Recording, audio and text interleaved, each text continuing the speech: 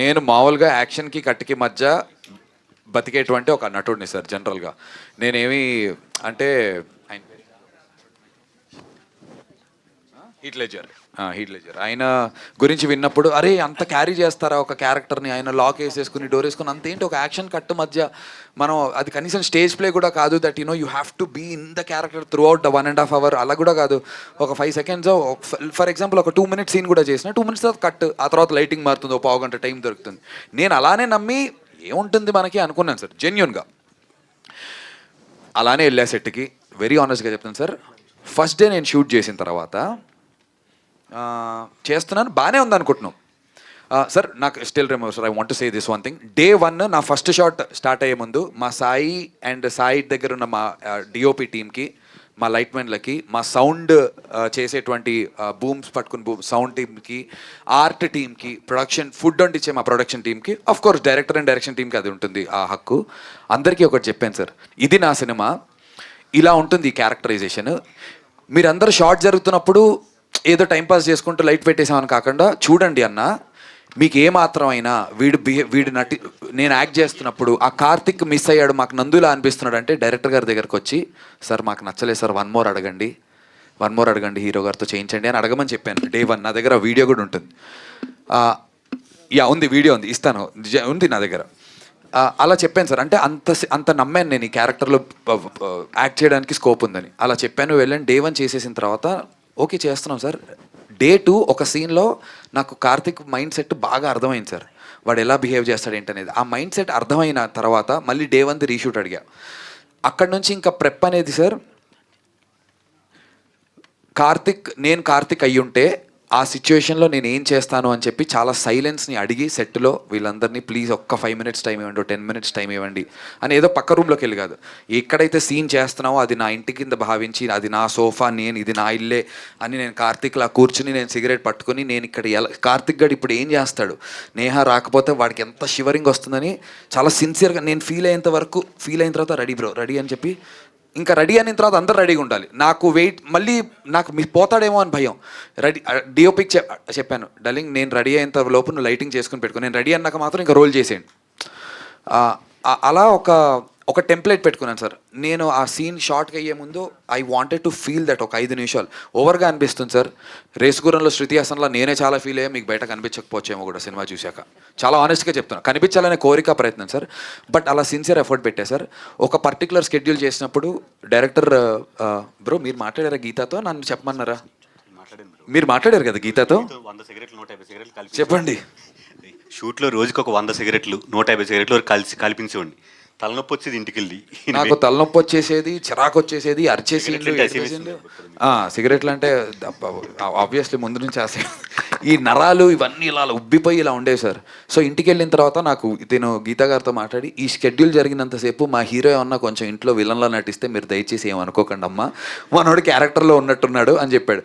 నేను ఇంటికి వెళ్ళిన తర్వాత ఏ క్యారెక్టర్ కూడా నేను క్యారీ అవ్వలేదు సార్. బట్ ఈ సినిమా జరిగినంత వరకు ఒక పెద్ద స్కెడ్యూల్స్ 2 మాత్రం గీతా మేడ్ ష్యూర్.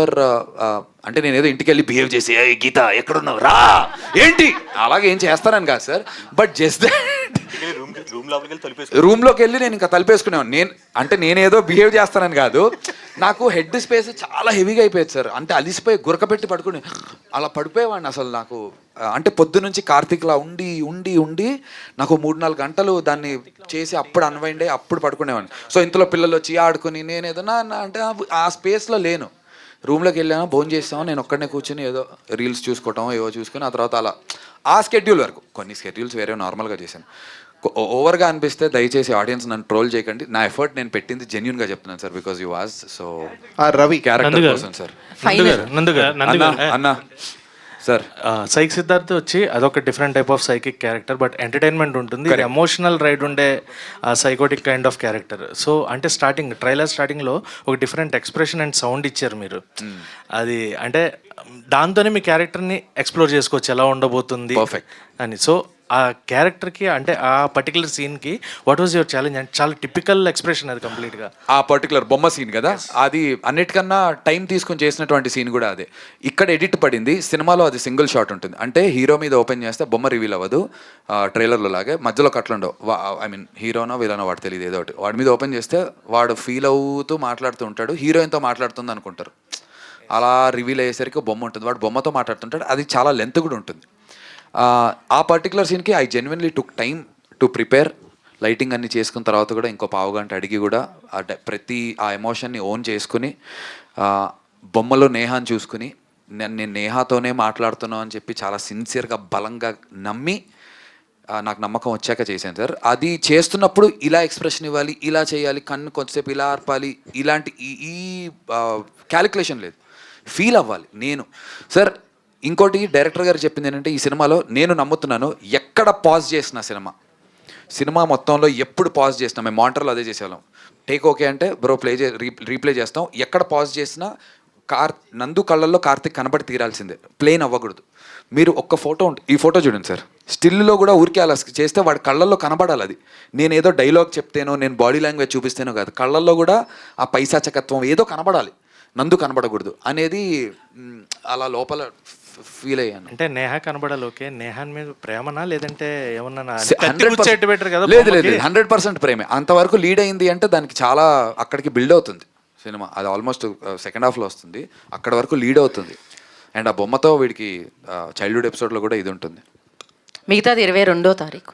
మిగతాదే సార్, మీరు ఇక్కడే అడిగేస్తే గీతా గారికి ఇంకో ఈవెంట్ ఉంది.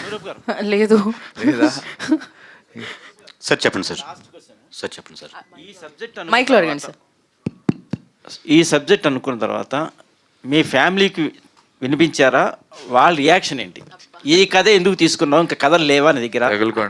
ఈ స్టోరీ చెప్పాను సార్ ఇంట్లో నా వైఫ్కి చెప్పాను. చెప్తే పిచ్చి కథలు తప్పించి నీకు మంచివేం దొరకవని అడిగారు సార్. మంచిగా సాఫ్ట్గా ఉండేవి, నీట్గా ఉండేవి అలాంటివి చేయొచ్చు కదా, సొసైటీలో అంతా చెత్త చూపిద్దాం అనుకుంటున్నావు ఏంటి నువ్వు అన్నారు. చెత్త ఉన్నప్పుడు అది కూడా మనం చూపిద్దాం అని చెప్పి అనుకున్నాను అన్నమాట సార్. ఓకే, నిజం ఒప్పుకునేది సంతోషం sir. Thank you to everyone. And that's మా సాయితో మాట్లాడటం కుదరలేదు. తను రత్నవేల్ గారి దగ్గర అసోసియేట్ కెమెరామెన్గా చాలా మంచి పెద్ద పెద్ద సినిమాలు చేసి ఇండస్ట్రీలోకి వచ్చాడు. యంగ్ గై, చాలా సినిమాలు జరుగుతున్నాయి ఇప్పుడు బ్యానర్స్లో, బట్ ఈ సినిమాలో అదరగొట్టాడు. ఒక పర్టికులర్ కలర్ ప్యాలెట్ అనుకున్నారు డైరెక్టర్ గారు, అది 100% చేశాడు. అండ్ చాలా బాగా చూపించాడు మమ్మల్ని. Thank you Sai. And Udayan Chatur మా సౌండ్ డిజైనర్ సైక్ సిద్ధార్థతో డెబ్యూ చేశారు. ఫిల్మ్ స్టూడెంట్స్ ఇద్దరు youngsters. Thank you so much Udayan Chatur, love you. And my editor Mithun garu, and art director Vithal garu, and the music director Shravan Bharadwaj garu, and మా direction department, the dangerous ugly direction department వాళ్ళు. Thank you all everyone. And Pranav bro, thank you for choosing me and trusting me. I love you. Thank you to the press. Open హార్ట్తో వచ్చి ఒకసారి చూడండి 22nd Mena. Do support అండి. మిమ్మల్ని అందరినీ అయితే definitely impress చేస్తుందని నమ్ముతున్నాము. 22nd మేన దయచేసి వచ్చి చూడండి సినిమా. సో నందు గారు ఎంత హానెస్ట్ హస్బెండ్ అంటే, ఆయన స్క్రీన్ సేవర్ చూస్తున్నారు కదా, వాల్ పేపర్ మీద గీత అండ్ నందు గారు ఎంత బ్యూటిఫుల్ గా ఉంది.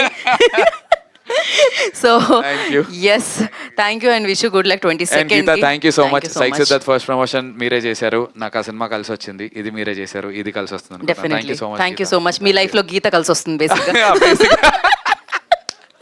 So thank you media, thank you so much for your questions, thank you for your support, and 22nd save the date. So ugly story మిమ్మల్ని అందరినీ థియేటర్కి రప్పిస్తుంది, డెఫినెట్గా కూర్చోపెడుతుంది అండ్ డెఫినెట్గా ఆలోచించేలా చేస్తుంది అనమాట. Thank you. This is Geeta Bhagat signing off today's event by Shreyas media. Thank you. Good luck entire టీమ్కి. Thank you అబికా.